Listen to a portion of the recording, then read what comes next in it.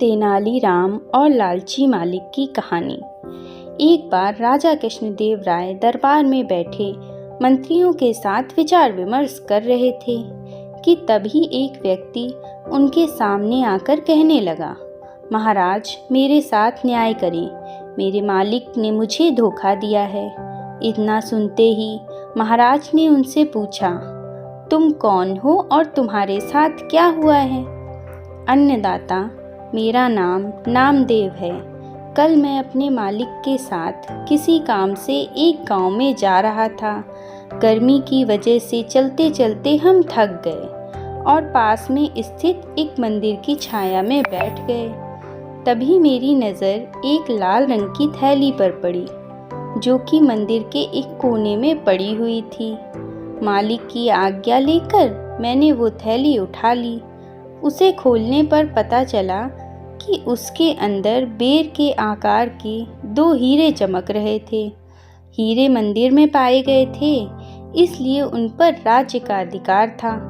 परंतु मेरे मालिक ने मुझसे ये बात किसी को भी बताने से मना कर दिया और कहा कि हम दोनों इसमें से एक एक हीरा रख लेंगे। मैं अपने मालिक की गुलामी से परेशान था, इसलिए मैं अपना काम करना चाहता था, जिसके कारण मेरे मन में लालच आ गया। हवेली आते ही मालिक ने हीरे देने से साफ मना कर दिया। यही कारण है कि मुझे इंसाफ चाहिए। महाराज ने तुरंत कोतवाल को भेजकर नामदेव के मालिक को महल में पेश होने की आज्ञा दी। नामदेव के मालिक को जल्द ही राजा के दरबार में पेश किया गया। राजा ने उससे हीरों के बारे में पूछा तो वह बोला, महाराज ये बात सच है कि मंदिर में हीरे मिले थे, लेकिन मैंने वो हीरे नामदेव को देकर उन्हें राजकोष में जमा करने को कहा था। जब वह वापस लौटा तो मैंने उससे राजकोष की रसीद मांगी तो वह आनाकानी करने लगा। मैंने जब इसे धमकाया तो ये आपके पास आकर मनगढ़ंत कहानी सुनाने लगा। अच्छा, तो ये बात है, महाराज ने कुछ सोचते हुए कहा। क्या तुम्हारे पास इस बात का कोई सबूत है कि तुम सच बोल रहे हो? अन्नदाता, अगर आपको मेरी बात पर यकीन नहीं तो आप मेरे दूसरे 3 नौकरों से पूछ सकते हो। उस वक्त वे वहीं थे। उसके बाद 3 नौकरों को राजा के सामने लाया गया। तीनों ने नामदेव के खिलाफ गवाही दी।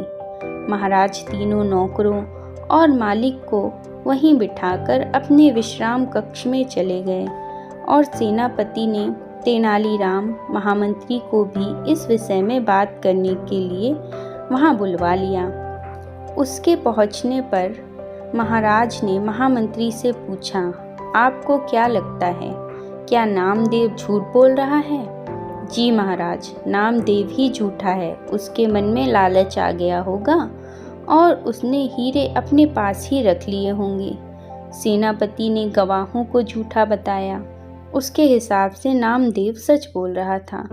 तेनालीराम चुपचाप खड़ा सबकी बातें सुन रहा था। तब महाराज ने उसकी ओर देखते हुए उसकी राय मांगी। तेनालीराम बोला, महाराज कौन झूठा है और कौन सच्चा है, इस बात का अभी पता लग जाएगा, परंतु आप लोगों को कुछ समय के लिए पर्दे के पीछे छिपना होगा। महाराज इस बात से सहमत हो गए, क्योंकि वो जल्द से जल्द इस मामले को सुलझाना चाहते थे। इसलिए पर्दे के पीछे जाकर छिप गए। महामंत्री और सेनापति मुंह सिकोड़ते हुए पर्दे के पीछे चले गए। अब विश्राम कक्ष में केवल तेनालीराम ही दिखाई दे रहा था। अब उसने सेवक से कहकर पहले गवाह को बुलाया। गवाह के आने पर तेनालीराम ने पूछा, क्या तुम्हारे मालिक ने तुम्हारे सामने नामदेव को हीरे दिए थे? जी हाँ। फिर तो तुम्हें हीरे के रंग और आकार के बारे में भी पता होगा। तेनालीराम ने एक कागज और कलम गवाह के सामने रखते हुए उससे कहा, लो मुझे इस पर हीरे का चित्र बनाकर दिखाओ। इतना सुनते ही उसकी सिट्टी पिट्टी गुल हो गई और बोला, मैंने हीरे नहीं देखे क्योंकि वो लाल रंग की थैली में थे। अच्छा, अब चुपचाप वहाँ जाकर खड़े हो जाओ। अब दूसरे गवाह को बुलवाकर उससे भी यही प्रश्न पूछा गया।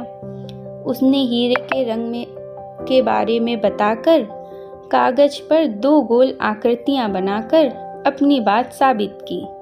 फिर उसे भी पहले गवाह के पास खड़ा कर दिया गया और तीसरे गवाह को बुलाया गया। उसने बताया कि हीरे भोजपत्र की थैली में थे, इस वजह से वह उन्हें नहीं देख पाया। इतना सुनते ही महाराज पर्दे के पीछे से सामने आ गए। महाराज को देखते ही तीनों घबरा गए और समझ गए कि अब सच बोलने में ही उनकी भलाई है।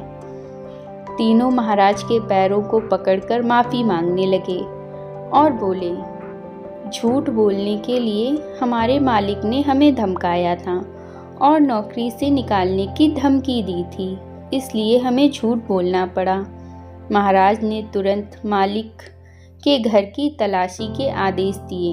तलाशी लेने पर दोनों हीरे बरामद कर लिए गए। सज़ा के तौर पर मालिक को 10,000 स्वर्ण मुद्राएं नामदेव को देनी पड़ी और 20,000 स्वर्ण मुद्राएं जुर्माने के तौर पर भरनी पड़ी, जबकि बरामद हुए दोनों हीरे राजकोष में जमा कर लिए गए। इस प्रकार तेनालीराम की मदद से महाराज ने नामदेव के हक में फैसला सुनाया।